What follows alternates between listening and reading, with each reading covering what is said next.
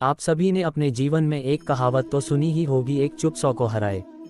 एक चुप सौ को सुख दे जाए, और इसलिए हम कई बार चुप रहते हैं। चुप रहना की ताकत मेरी कमजोरी नहीं है। मौन रह जाते हैं क्योंकि यह सच भी है कि एक मूर्ख व्यक्ति के सामने मौन रहने से अच्छा उत्तर और कुछ भी नहीं हो सकता।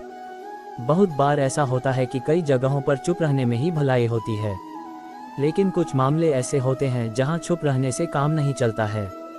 वहां बोलना बहुत जरूरी हो जाता है। अगर आप ऐसा नहीं करते हैं तो लोग आपको कायर समझने लगते हैं, इसलिए ऐसा करने से बचें। परंतु जीवन में सदैव चुप रहना उचित नहीं होता है। गीता में कहा गया है, जहां पाप का बल बढ़ रहा हो, जहां छल कपट हो रहा हो, वहां पर मौन रहने से अधिक गंभीर अपराध और कुछ नहीं हो सकता। सहने की एक सीमा होती है। बहुत से लोग ऐसे होते हैं जिनमें सहन करने की शक्ति अपार होती है। ऐसे लोग हर मामले को बड़ी शांति से सुलझाते हैं, कोशिश करते हैं कि धैर्य से स्थिति को संभाल सके, लेकिन जहां जरूरत हो वहां स्वभाव में बदलाव भी बहुत जरूरी है। कई मामलों में धैर्य से काम लेना भारी पड़ सकता है। चाणक्य के अनुसार कभी भी स्वाभिमान के साथ व्यक्ति को समझौता नहीं करना चाहिए। ऐसा करने पर मान सम्मान को ठेस पहुंचती है, लोगों के सामने छवि खराब होती है, लोग आपका फायदा उठाना शुरू कर देते हैं। कभी कभी हम सबके जीवन में एक समस्या अवश्य आती है कि हम किसी ताकतवर के समक्ष मौन हो जाते हैं। ऐसा क्यों? उसकी ताकत से बचने के लिए हम मौन रह जाते हैं। मानते हैं कि ऐसा करने से हम एक विवाद से बच जाते हैं, हो सकता है कि एक संघर्ष से भी बच जाते हों, परंतु ऐसा बचाव देर सबेर एक बड़े संघर्ष को जन्म दे देता है। हमारा मौन रहना अनजाने में उस व्यक्ति का समर्थन बन जाता है और वह अपने आप को और अधिक शक्तिशाली अनुभव करने लगता है।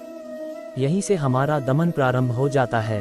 एक के बाद एक हम अन्याय में अनचाहे रूप से सम्मिलित होते चले जाते हैं, जो आगे चलकर बड़े टकराव का कारण बनता है।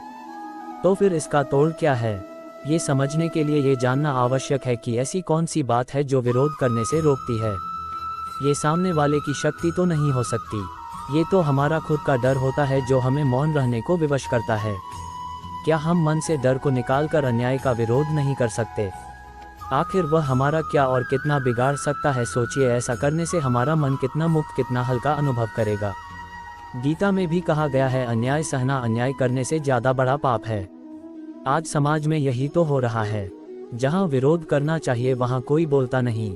कोई बलशाली व्यक्ति कुछ भी गलत बोल दे तो उसके सामने विरोध करने की किसी की हिम्मत नहीं होती। उसके समक्ष हम कमजोर पड़ जाते हैं। दूसरी ओर हम बोले चले जा रहे हैं जहां बोलने की कोई आवश्यकता ही नहीं, और अन्याय होता देख चुप रहकर बच निकलते हैं। क्या हम निरंतर अपराध के भागीदार नहीं बन रहे? विचार करके देखिए। इतिहास साक्षी है कि पापियों की उद्दंडता ने संसार को उतनी हानि नहीं पहुंचाई जितनी कि सज्जनों के मौन ने पहुंचाई। यदि कोई मूर्ख बोल रहा है तो मौन रहना उचित है, परंतु यदि कहीं छल हो रहा है, अपराध हो रहा है, तो उठिए और विरोध कीजिए, क्योंकि आपके लिए न सही आने वाली पीढ़ी के लिए यह मौन घातक सिद्ध हो सकता है। मौन रहने का सबसे बड़ा फायदा यह है कि इससे आत्मविश्वास, आत्मशक्ति, एकाग्रता और मन की शांति बढ़ती हैं। मौन रहने से व्यक्ति के सकारात्मक सोच को बल मिलता है। मौन रहने से शरीर ऊर्जावान बना रहता है और हम अपने कार्य को बेहतर तरीके से करते हैं। बोलने में भी ऊर्जा लगती है। अगर आप बिना वजह बोल रहे हैं तो अपनी ऊर्जा और क्षमता का दुरुपयोग कर रहे हैं। मौन रहने से हम दूसरों की बातों को अच्छी तरह सुनते हैं और समझते हैं, जिसके कारण हमारे सोचने और समझने की शक्ति बढ़ती है।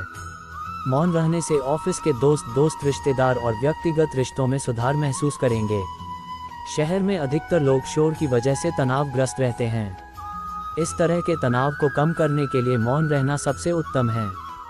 कभी कभी ज़्यादा बोलने की वजह से अपने प्रियजन या दोस्तों को कुछ ऐसा बोल देते हैं जिसकी वजह से हमारा झगड़ा हो जाता है या हमें बाद में उस बात के लिए बहुत पछतावा होता है। ऐसी स्थिति से बचने के लिए मौन रहना सबसे उत्तम उपाय है। वर्तमान समय में पारिवारिक कलह भी एक बड़ी समस्या है। यदि परिवार के एक या दो सदस्य मौन रहना सीख ले तो पारिवारिक कलह से बचा जा सकता है।